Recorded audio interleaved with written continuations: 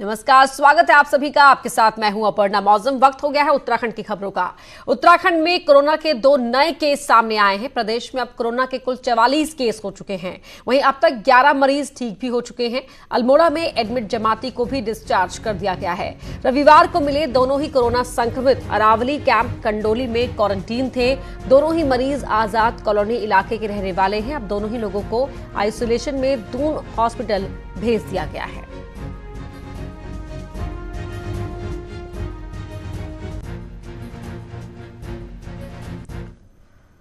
देहरादून में सोमवार से जिला प्रशासन ने लॉकडाउन फेज 2 के लिए नियम और शर्तों के साथ एडवाइजरी जारी कर दी है। इस छूट के लिए आम जनता के क्या मायने हैं आम जनता के लिए और किन सेक्टर्स को काम करने की इजाजत दी गई है, इस रिपोर्ट में देखिए।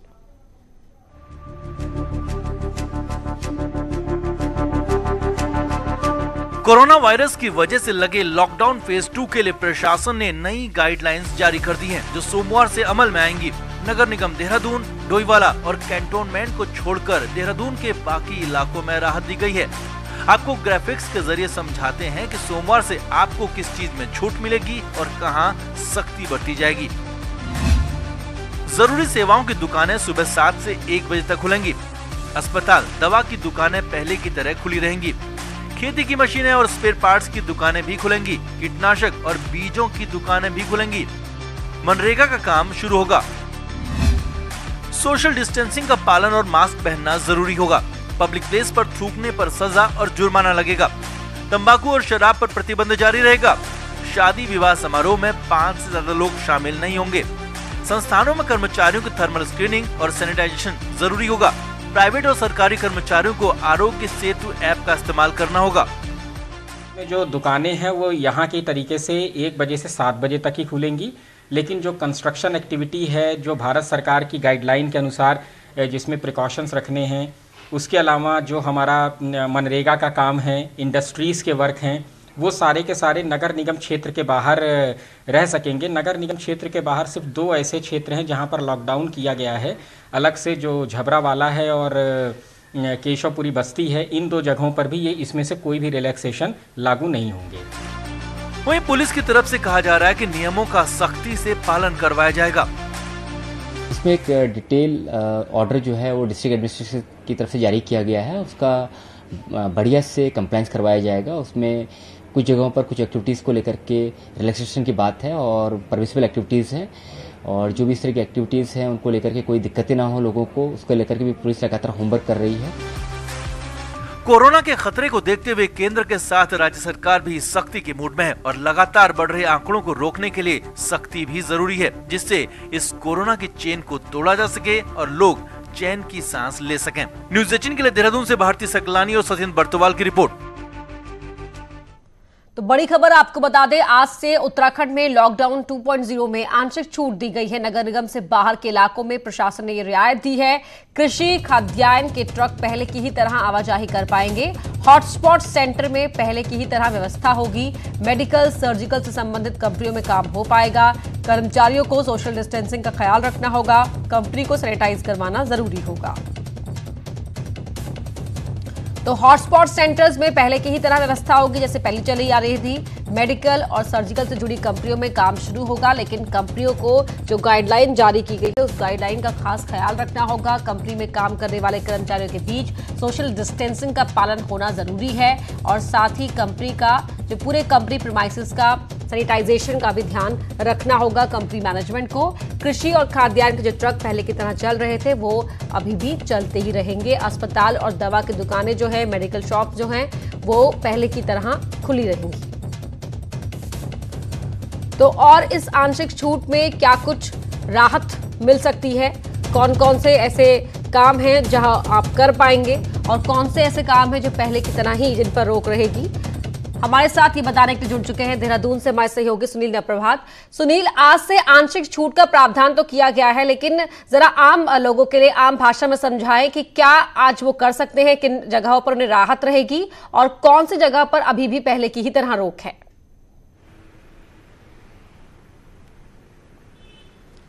देखिए अपर्णा, एक चीज़ मैं बहुत स्पष्ट कर दूं कि लोगों को ये ना लगे कि उनको बहुत कुछ रियायत इसमें मिलने वाली है। बहुत आंशिक छूट इसमें दी जा रही है लॉकडाउन 2 में, और खासकर उन जिलों में जो ग्रीन जोन में शामिल हैं। देहरादून, हरिद्वार और नैनीताल को कोई छूट नहीं मिलने वाली, क्योंकि ये जिले रेड जोन घोषित हैं। जो ग्रीन जोन एरिया है उसमें आंशिक छूट मिलेगी, और आंशिक छूट भी कड़े प्रतिबंधों के साथ मिलेगी। आपको अगर एग्रीकल्चर सेक्टर से जुड़े एग्रीकल्चर सेक्टर को जरूर इसमें छूट दी गई है कि वो खेतों में जा सकते हैं, श्रमिक इधर से उधर जा सकते हैं, लेकिन इसके लिए भी आपको जिला उद्यान अधिकारी की परमिशन लेनी होगी, उनसे पास बनाना होगा।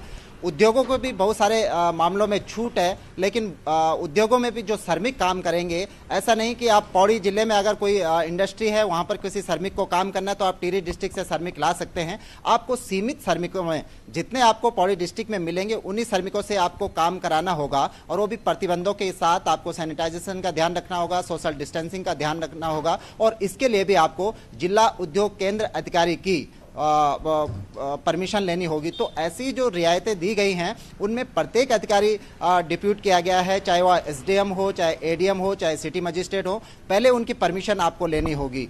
अगर आप 4 व्हीलर को कुछ शर्तों के साथ छूट दी गई है, लेकिन 4 व्हीलर में भी आप देखेंगे कि केवल 2 लोग ही सफर कर पाएंगे। एक ड्राइवर हो गया जो गाड़ी चलाएगा, और दूसरा जो बंदा होगा वो पिछली सीट पर बैठेगा। तो इसमें भी सोशल डिस्टेंसिंग का ध्यान रखा गया है। 2 से अधिक आदमियों को किसी भी सूरत में 4 व्हीलर की छूट नहीं दी जाएगी, और ये 4 व्हीलर भी वही सड़कों पर उतर पाएंगे जो मेडिकल इमरजेंसी से जुड़े हुए होंगे। तो जो शेष जो दुकानें खुलेंगी, चाहे वो जनरल स्टोर हो, चाहे अन्य दुकानें हों, वो भी खुलेंगे, लेकिन 7 बजे से 1 बजे तक का समय निर्धारित किया गया है। तो लोगों को ये ना लगे कि उनको कोई बड़ी छूट मिलने वाली है। बिल्कुल सुनील प्रभात, ये आपने सही बता दिया है, स्पष्ट कर दिया है आसान भाषा में कि लोगों को ये नहीं समझना होगा कि उन्हें छूट मिल रही है या बहुत रियायत मिल रही है। जो रियायत है वो बहुत ही मामूली रियायत है, वो भी खासकर उन अगर क्षेत्रों की बात की जाए जहां पर श्रमिक है जिन्हें काम करना है। लेकिन हर चीज के लिए जो आज से आंशिक रियायत का सिलसिला शुरू हुआ है उसके लिए अधिकारी तैनात है, उनसे बाकायदा परमिशन लेनी होगी, और मास्क पहनना जरूरी है। बाहर आप थूक नहीं सकते हैं, थूकने पर प्रतिबंध है। बहुत बहुत शुक्रिया आपका इस पूरी जानकारी के लिए सुनील। देहरादून के बाद हरिद्वार और नैनीताल जिले को भी रेड जोन घोषित कर दिया गया। जिस तरह सुनील बता रहे थे कि अब ये रेड जोन में 3 जिले हो गए हैं। अभी तक सिर्फ देहरादून ही रेड जोन के अंदर था, लेकिन लगातार बढ़ते मामलों को देखते हुए नैनीताल और हरिद्वार को भी रेड जोन कैटेगरी में शामिल किया गया है। वहीं रेड जोन इलाकों में आज रैपिड एंटीबॉडी टेस्ट किए जाएंगे। देहरादून, हरिद्वार और नैनीताल में ये टेस्ट किए जाएंगे। टेस्ट के लिए प्रदेश को 4800 जांच किट मिली है। रैपिड टेस्ट से कोरोना का कम्युनिटी ट्रांसमिशन का पता चलेगा। तो आज से रैपिड एंटीबॉडी टेस्ट शुरू किए जाएंगे। 4800 किट आज से मिल गई हैं, और जिसके बाद ये टेस्ट किए जाएंगे। ऐसे में इस बात का पता लगाने में सहूलियत रहेगी कि कम्युनिटी ट्रांसफर कोरोना का हो रहा है या नहीं हो रहा है, और ज्यादा तादाद में अब ये टेस्ट हो जाने से चीजें और आसान होंगी या और स्पष्ट हो जाएंगी। दीपांकर भट्ट हमारे सहयोगी फोन लाइन पर जुड़ गए हैं। दीपांकर, आज से रैपिड एंटीबॉडी टेस्ट शुरू किए जाएंगे और 4800 किट इसके लिए आज से प्रदेश को मिल चुकी है। बिल्कुल अपर्णा, ये किट भारत सरकार की तरफ से मिले, ICMR की तरफ से मिले हैं, लेकिन जिस संख्या 4800 वो 3 डिस्ट्रिक्ट के हिसाब से नैनीताल, हरिद्वार और देहरादून के हिसाब से काफी कम संख्या है। लेकिन स्वास्थ्य विभाग का ये कहना है कि आज से कोशिश रहेगी कि इनकी शुरुआत की जा सके और किट्स मंगाई जाए, ताकि और बड़े नंबर में रैपिड सर्वे हो सके, ताकि पता लग सके कि और कितने लोग, कम्युनिटी स्प्रेड तो उत्तराखंड में नहीं हुआ है। तो इस बात को लेकर स्वास्थ्य विभाग अलर्ट है। अपर्णा जी, शुक्रिया आपका इस जानकारी के लिए दीपांकर। नैनीताल में कोरोना संक्रमण के चलते पर्यटन को भारी नुकसान पहुंचा है। नैनीताल में अब तक 80 करोड़ रुपए का नुकसान हुआ है। कारोबारियों ने सरकार को चिट्ठी भेजकर मांग की है कि उन्हें टैक्स में छूट के साथ साथ बिजली पानी के बिलों में भी कटौती की जाए। कारोबारियों का कहना है कि लॉकडाउन खुलने पर सरकार पहाड़ सुरक्षित का संदेश भी दे, ताकि जो टूरिस्ट है वो यहां आने से हिचकिचाए नहीं। तो और नैनीताल से वीरेंद्र बिष्ट हमारे सहयोगी लाइव जुड़ चुके हैं।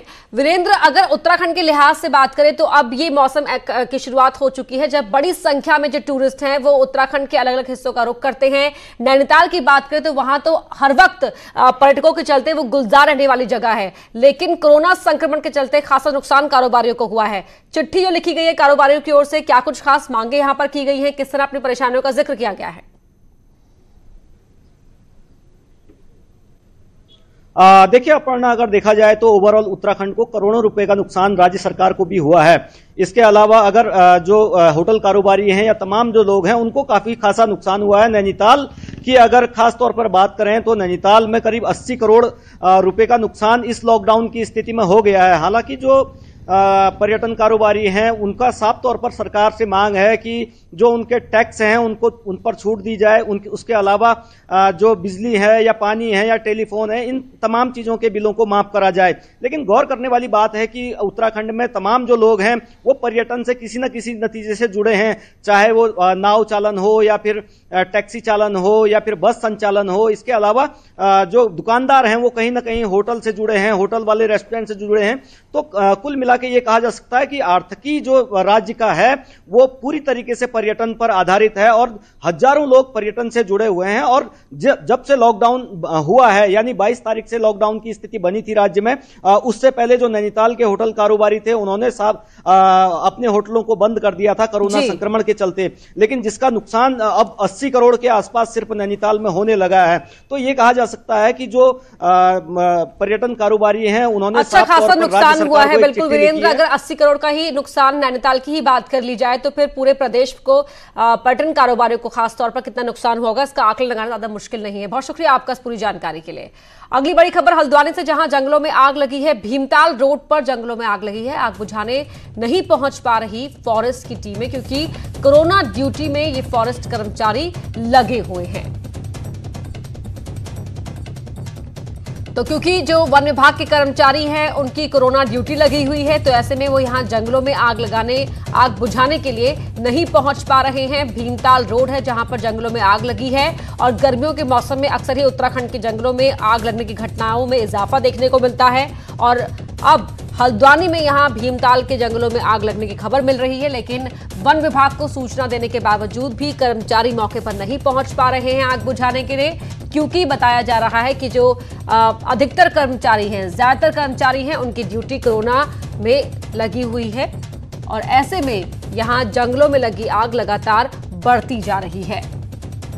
उधम सिंह नगर के जसपुर में बीजेपी के जिला कोषाध्यक्ष विजय फुटेला पर सरकार द्वारा बांटी जा रही राशन किट में घटतौली का आरोप लगा है। फुटेला की सागर ट्रेडिंग कंपनी जसपुर में सरकार के राशन किट की सप्लाई करती है। इन किटों में मानक से कम वजन पाया गया, जिसके बाद एसडीएम ने कालाबाजारी और आपदा प्रबंधन समेत कई धाराओं में मुकदमा दर्ज किया है।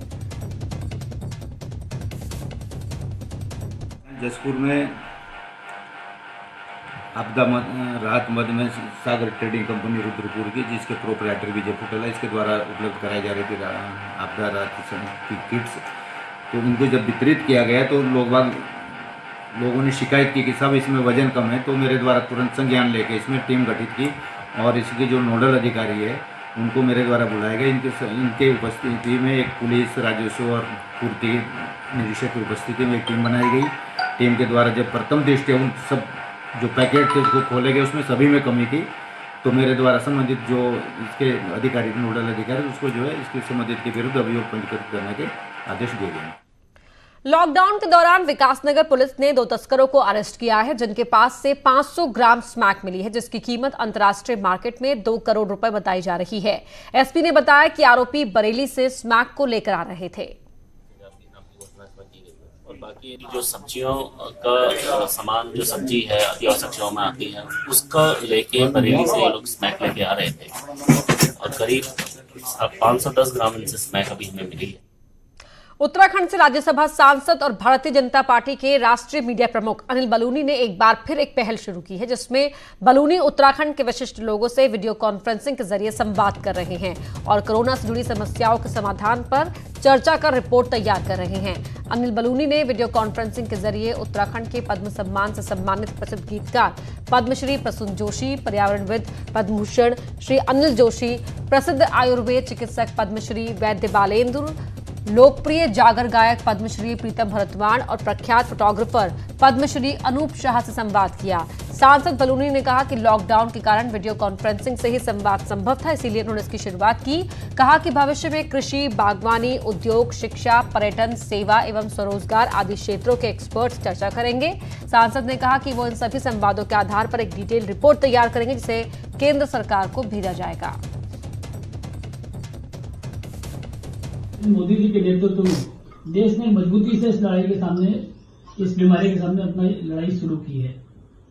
मजबूती के साथ सारा लॉकडाउन किया है और जिस तरह के रिजल्ट आ रहे हैं वो भी सब लगता है कि एक अच्छे संकेत सब तरफ से मिल रहे हैं। इस वीडियो कॉन्फ्रेंसिंग का जो एक आगे हम लोगों को करना चाहिए। सबसे पहले क्योंकि मैं एक एक करके बोलूंगा तो सब लोग उस पर बोल पाएंगे, मैं अनिल जोशी जी से आग्रह करूंगा कि वो इस पर अपना विचार दें कि उत्तराखंड के लिए क्या होना चाहिए, आगे देश के लिए क्या होना चाहिए, लॉकडाउन को किस तरीके से हम लोगों को आगे बढ़ाना चाहिए और लॉकडाउन से जब हटेंगे तो उस किस तरह की तैयारी चाहिए। जंगलों में रहने वाले वन गुर्जरों पर भी लॉकडाउन का असर पड़ा है। लॉकडाउन की वजह से इनके कारोबार पर संकट आ गया है। ये रिपोर्ट देखिए।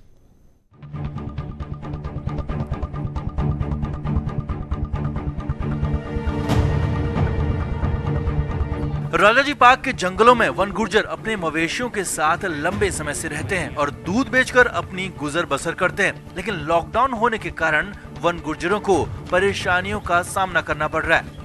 लॉकडाउन के दौरान न तो इनके पशुओं को चारा मिल पा रहा है और न ही ये अपने दूध को बेचने के लिए निकल पा रहे हैं, जिससे इनका पुश्तैनी दूध का व्यवसाय खत्म होने की कगार पर आ गया है। तो लॉकडाउन की वजह से ये तो आ नहीं पा रहा है, अब बंद हो गया आना भी। अच्छा, और पतझड़ हो गया। इसकी वजह से ज्यादा प्रॉब्लम ये हो गई कि हमारे डंगरों को चारा घास खत्म हो गया। हालत तो ये है कि अभी तक इनके पास सरकारी विभाग से कोई राशन पहुंचाने तक नहीं आया और अब इनके पास थोड़ा ही राशन बचा है। अब जैसे तैसे ये अपने परिवार का पेट पाल रहे हैं। और यहाँ पर घर में राशन पानी वगैरह कुछ भी नहीं है, बहुत ज्यादा मुश्किल आ रही है। कोई आया था सरकार के? नहीं, यहाँ पर कोई भी नहीं आया। तो कैसे पाल रहे बच्चों का पेट? और कभी पर जो पहले से जो थोड़ा पहला है उसको बचा कर जरा जरा से अपना टाइम पास हो रहा है, बाकी बहुत मुश्किल आ रही है। कोरोना वायरस के मद्देनज़र लॉकडाउन है और लॉकडाउन के चलते हर समाज का तबका इससे प्रभावित हुआ है, लेकिन एक ऐसा समाज है जिस पर किसी की नज़र नहीं जा रही है। ये है जंगलों में रहने वाले वन गुजर। आज ये वन गुजर संसाधनों के लिए जूझ रहे हैं और ना इनके पास राशन बचा है और ना ही इनके पशुओं के पास चारा। ऐसे में ये संकट पे आ गए हैं। लगातार हर सामाजिक संगठन और सरकार हर तबके के लिए काम कर रहा है, लेकिन इस पर किसी की नज़र नहीं जा रही। ऐसे में अब सरकारों को चाहिए और सामाजिक संगठनों को चाहिए कि इस तबके के लिए आगे आए और इसको जीने के लिए तमाम जो सुविधाएं हैं वो उपलब्ध कराए, खासकर राशन पानी और पशुओं के लिए चारा। देहरादून से किशोर रावत, न्यूज़ 18 देहरादून। चंपावत में जहां लॉकडाउन के दौरान लोग सड़कों पर नजर नहीं आ रहे, तो वहीं टनकपुर हाईवे में आजकल हाथियों का झुंड मस्ती से घूमता हुआ दिख रहा है। ककराली गेट से किरोड़ा नाले के बीच कॉरिडोर में पिछले 10 दिनों से 30 हाथियों का झुंड घूमता हुआ दिखाई दे रहा है। आप भी देख सकते हैं किस तरह बेफिक्र होकर यहां ये हाथियों का जो झुंड है वो सड़कों पर निकला हुआ है। वहीं जानवरों में भी कोरोना संक्रमण के खतरे को देखते हुए उत्तराखंड में भी जू से लेकर टाइगर रिजर्व और सेंचुरी एरिया में हाई अलर्ट किया गया है।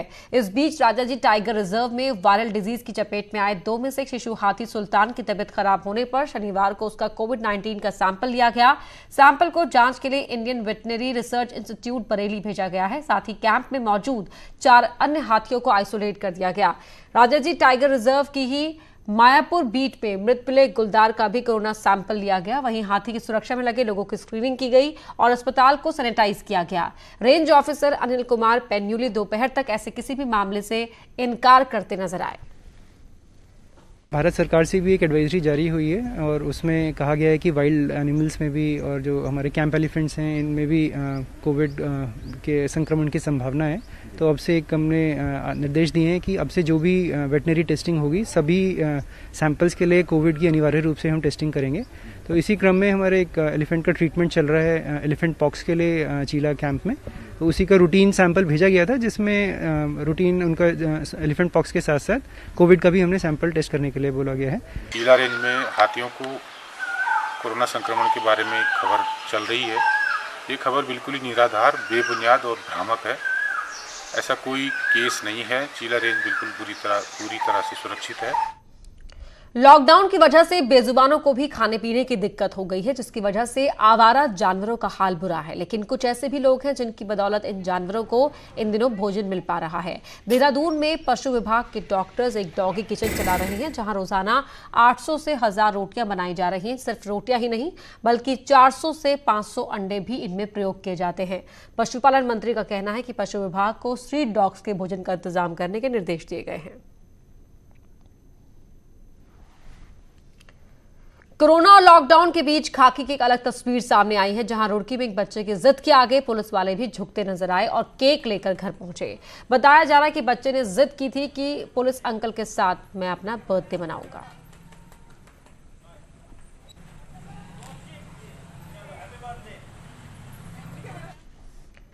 और इस बुलेटिन में इतना ही। खबरें जारी हैं।